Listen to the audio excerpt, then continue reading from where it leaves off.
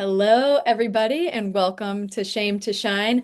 I am very excited to be here with a very dear friend, Dr. Missy, who's a quantum psychologist, and she is so fun. We're going to be laughing on here. You know what I was just thinking about, Missy, is that we have never met in person, which feels completely unbelievable to me because of what our relationship is. I know. Isn't that wild? It kind of feels like, if you were a child of the 80s or the early 90s, did you ever have a pen pal? Ever had a They pen had, pal? I did, but I knew them. Like we had pen pal Gotcha. situations. Yeah. Well, we had pen pals. We would be assigned like in a different state and we would write letters and have friendships, but I never met any of them in person. And so we've had this beautiful relationship and friendship where we can talk and we can meet on camera, but we've never met in person. So it's like a virtual pen pal. Oh, that's so sweet. I've heard the stories of pen pals who end up getting married. Of like, have you heard about that? I've got to No. find out this couple who were pen pals and they lived in different countries and they ended up meeting Oh, when yeah, they that'd were be cool. adults and were like, this is it. I know what I'm Googling tonight. Well, Well, hopefully ours will be a story of pen pals meeting and then going on fabulous vacations. that's exactly it.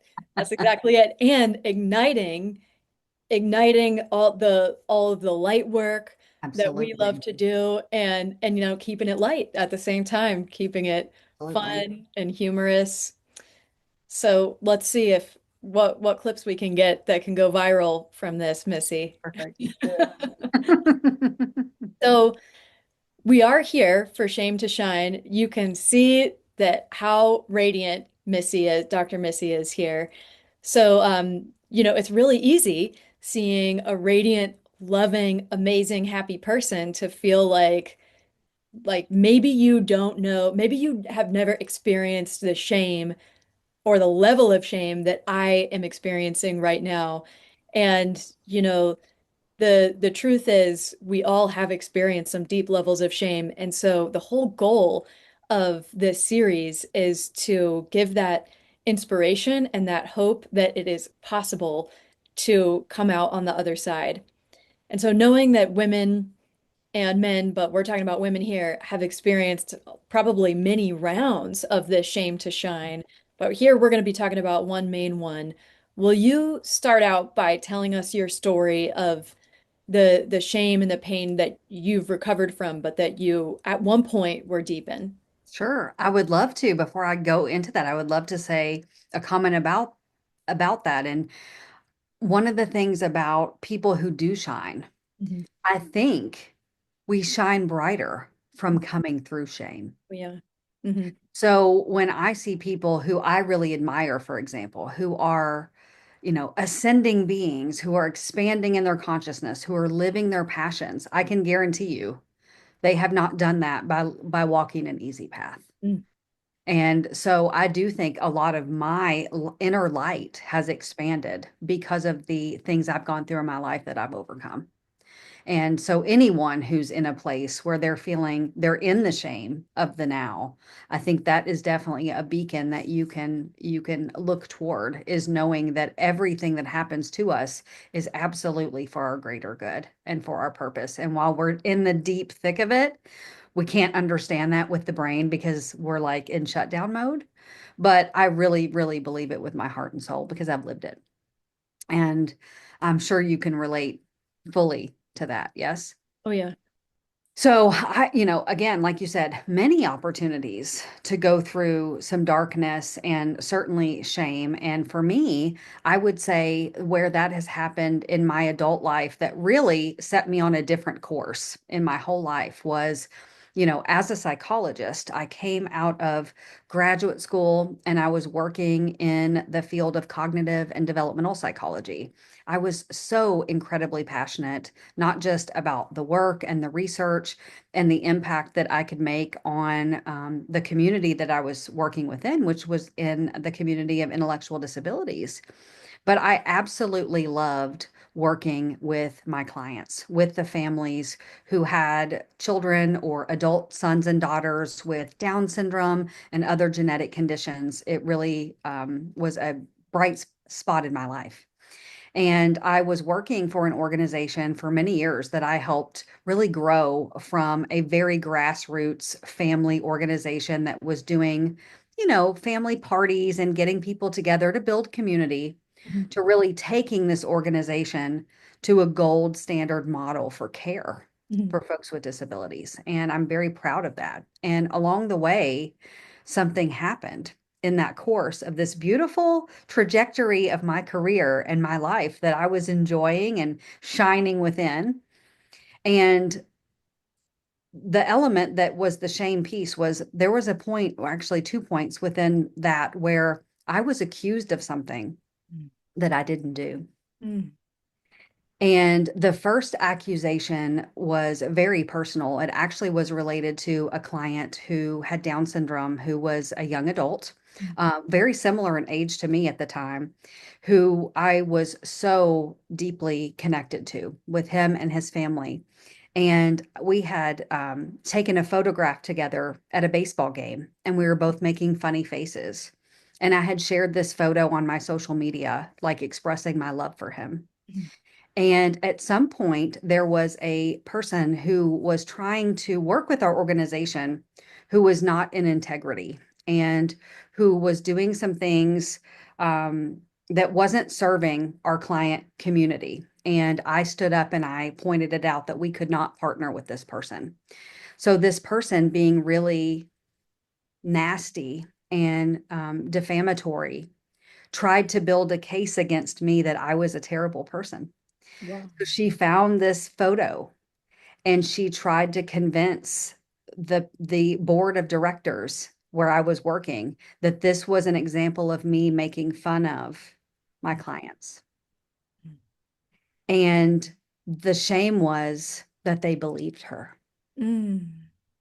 And this was, again, these were people that were like family to me, including the family of the young man who Mhm. also bought into this story Mm. that she was serving out of her own lack of integrity, her own probably shame about not being in integrity with what our commitments were. And she was trying to take me down.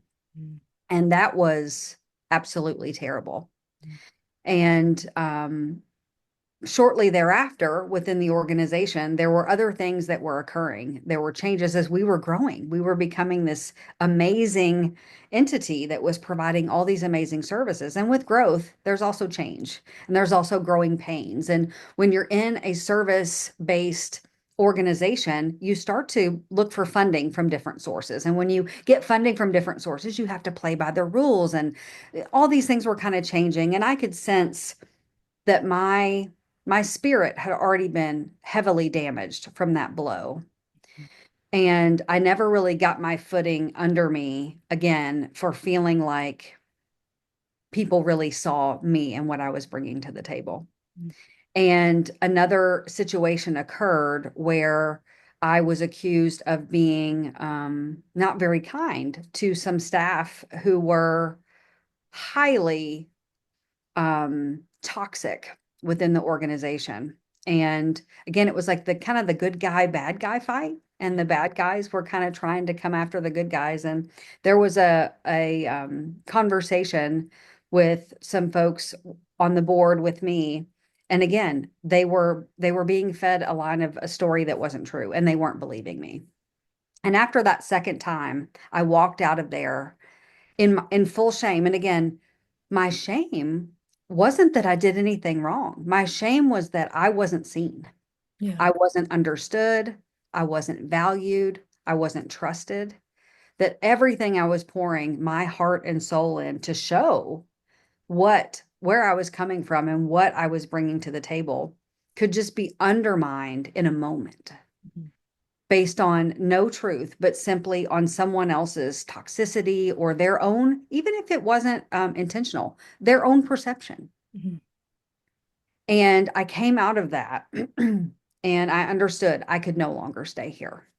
I could not stay in a place where I wasn't believed and trusted and loved and valued. Mhm.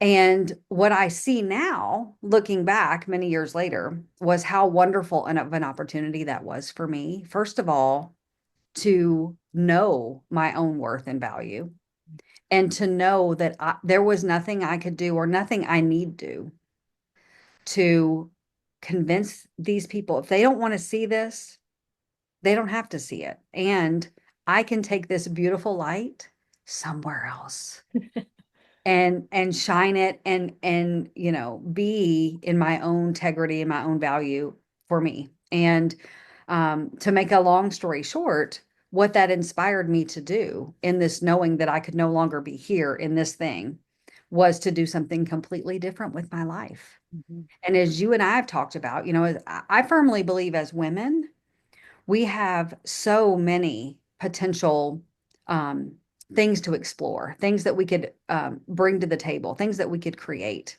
And as a very achievement oriented young lady, I was like, get the PhD, Yeah. go do the big things, make a big splash. And I did that. Hmm. But I also realized sometimes that clock runs out, that time is up, and now it's time to do something else. Hmm. So that really was the impetus for me to go off and build a business and become an entrepreneur and start something totally new from scratch, from really what I call my push off a cliff moment, having to be pushed off a cliff to say, you can't be here anymore, meaning in my mind, I cannot stay here, to force me to go on and shine and grow and create and expand. Because otherwise, I think I would have been dreaming or hoping or thinking or pondering, certainly analyzing. Hmm. And I don't know when or if I would have ever taken the step to Hmm. do the next thing. Oh, I love that. And that is so relatable to have this sense of being misunderstood and being in an organization where we are all human and the states even and across the world politically is a wild time. But Mhm. even 100 and 200 years ago, if you could be in your full integrity and truth, and if you looked a certain way or were a certain way, then the dominant culture was prepared to see you or to villainize you, put you in a box. And that does produce shame. And to find your way out of that can be so challenging because our worlds get small, and then like there's this sense of, but if I don't do this, what do I do? And I kind of need to prove myself to these people to then be able to validate myself. And how did you get to that point of recognizing these people are not seeing me, and they like maybe they won't in Right. the way that I want them to, Sure. regardless of what I do. So I'm going to change my environment, which takes a lot of courage. But like how did you get to that point even? Well, I love your point about the point that you made in regards to sometimes it doesn't matter what you do right. Someone's going to see it as wrong, right? So this first thing that happened with the accusation of me making fun of someone, again, it absolutely ripped my heart out because to me it was so deeply personal. And it was almost like my mission after that was to show that that's not who I was. It was like I felt like in order for me to gain back my reputation, my everything, my value, even within myself, was I need to show that that's not me. Right, First of all, that's so not true. right. I did not need to do that, but No. I was also a much younger, not as wise, not as polished diamond as I am now. You know what I mean? And I see in my, you know, who I was then, why that was so important. But it was truly because I wanted to be seen and believed. Hmm.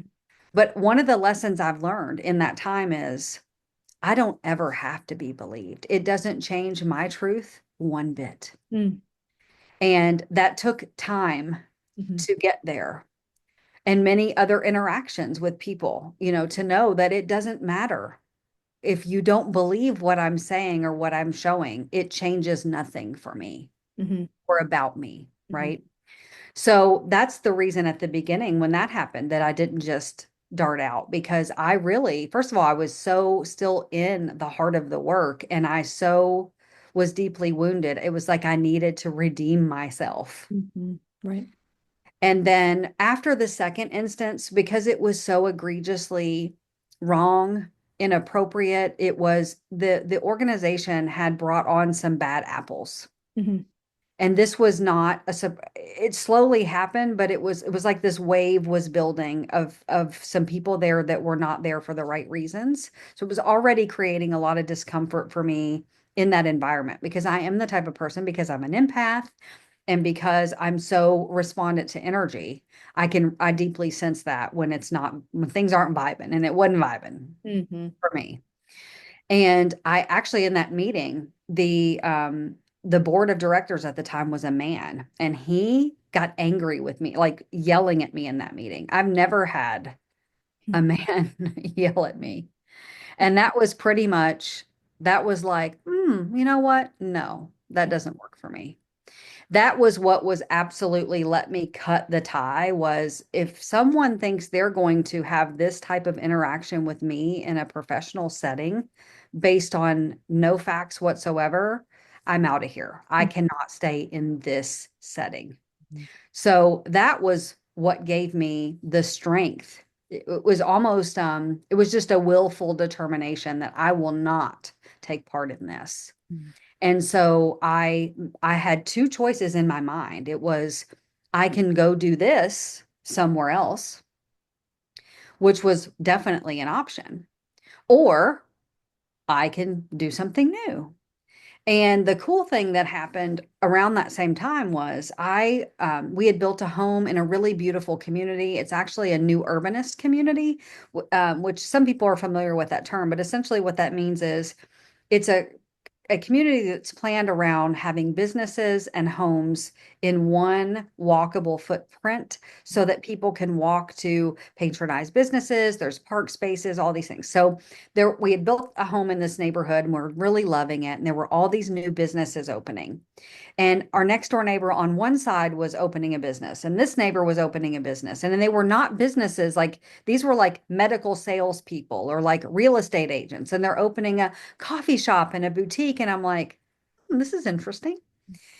So because I have always loved to travel, Mhm. and I've always stayed at, I love picking out really unique accommodations. And so I always had this idea in the back of my mind of wouldn't it be fun to have a bed and breakfast? And one night after this happened, it was a moment like where you stay up all night. Like I was channeling, full on channeling the idea for this particular business that my husband and I could open here in our neighborhood that was a bed and breakfast, that would be this beautiful, business just of ours. And in the morning when he woke up, I had the full business plan typed, this whole vision downloaded. I told him, he's like, okay. So I made two phone calls. I called my mom Uh-huh. and I told her, she's like, "Well, I think it sounds good." Then I Okay. called our builder who built our home and I said, what do you think about this? And if I do it, I want you to build it. And he's like, "I think you're a fucking genius." And so that pretty much sealed the deal for me. Yeah. And, people ask me a lot, like, what was it like to just take a leap of faith and do something, leave something very steady and very successful to do something completely unknown, you have no experience in? I mean, for a type A, that was not my normal mode of operations, first of all. I'm not a gambler. I'm very conservative with my investments. Like I'm not out there taking big risks. But I knew in the deepest part of my soul that it would be successful. Mm. And I never doubt that knowing. Mm. And the more I trust that knowing, the stronger and more accurate it is for me. So I just simply knew. And because I knew, I convinced every single person that it was going to be successful. Mm. And within the first month, it was profitable. It was off the ground. It took off. We're actually still own the business. And this December will be 10 years for that business. And actually, yesterday, I just received an email that my husband and I have been nominated for a national award for Innkeepers of the Year. Oh, Isn't that congratulations. cool? And all because you decided this is not good enough for people to treat me or see me this way. So even though you didn't know in that moment what you were going to do, you chose something more. You chose to be seen as yourself. And now, Innkeeper of the Year, that is so beautiful. And then you also have the way we met is through your spiritual coaching business. So how much did how much do you see that thread of that choice kind of being an initial thread into Oh, what you're now doing with folks? 100%. I see it as the actual bridge. I see it as the bridge of me trusting my own guidance and intuition and knowing that I am the source of my wellness. I'm the spring of my creations in that when I have an idea and I have a passion, I can bring that to life. Yeah. So it doesn't matter if I want to make widgets or I want to, polish shoes. Like if that's what I feel in my heart, I'm ready to do and I'm passionate about doing, I know I can do it. So that was my first leap that gave me the full confidence to follow a dream, Mhm. to believe in myself, Mhm. to do something I was highly passionate about. So, in relation to the B&B, not only do we love to travel, but we love to cook and host. And these were all things I was doing in my normal life for free Mhm. and parlayed that into a really beautiful, very successful and lucrative business. Mhm. So it was like, and then that's exactly how I parlayed my psychology background into now this very spiritual psychology type of a practice is through my own spiritual journey and understanding how to bridge the gap between science and spirituality and help people integrate these principles into their life. So that that leap was a tiny leap Yeah. because I had already leapt so far and understanding that when you have this come up within the self, Mm. all you've got to do is trust and then do, right? We've got to receive the download, but then we got to do the things Yeah. to make it happen. Mhm. Yeah. Amazing. Well, we'll have all the links in the wherever people are watching, the links will be there to be able to find you. But is there any like the two-part question, any final messages you want to share with the audience? And then for those that are like, I am totally vibing with you and I'm gonna check out your stuff, how are you inviting people in to work with you now? So Sure. yeah, those two things. Yes, well, I'll answer the second one first so I don't forget Okay. that. So Okay. I'll have a site that I can share, and I have the way I love to work with folks because it's highly personal work is I will have openings for different services, whether it's individual or whether it's group based.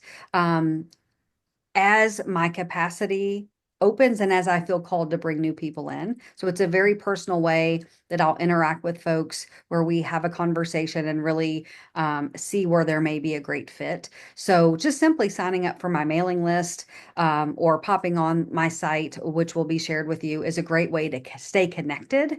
And then we can go from there. I love sharing guidance and free content and materials as well. So even if you just want a new friend in your inbox, hit me up. And in regards to like a tip or a lasting message, I would just say the one thing that I have leaned in more than anything in my wiser years, I would say, is the concept of self-love. Mm. And I think as women in particular, I'm not a mother, so I would say I have the luxury of a lot of time for self-care, and I don't have human beings that I'm responsible for all the time when I know when women in particular, when so much of your energy is for caring for these beautiful humans you've brought into the world, sometimes we put ourselves last, right? And even those of us who don't have children may find that we're the most responsible person in the room. We're the one looking after everybody else. And so we hear about self-care a lot being important, but I believe it's really a deeper piece of self-love. And when we really get there, all of these other things fall by the wayside, right? Like when shame comes into the field, when judgment, when all these things come in that poke us and we go, oh, that doesn't feel good. That doesn't feel good. When we're coming from a place of deep self-love, nothing can stop us. Mm, Nothing can hurt us. And the alchemy of that, of bringing pain and alchemizing that through light and love is really that's the stuff right there. that's the stuff. It's so good. It's so good. And I would definitely encourage listeners to stay connected with Missy because you share little tools and stories all the time of how to do that. So I am just incredibly grateful to you. I always enjoy spending time with you, and I feel uplifted now. Thank you for sharing your story here. And we'll see you on the other side. Cheers, everybody. Thanks for the opportunity. Bye, everybody.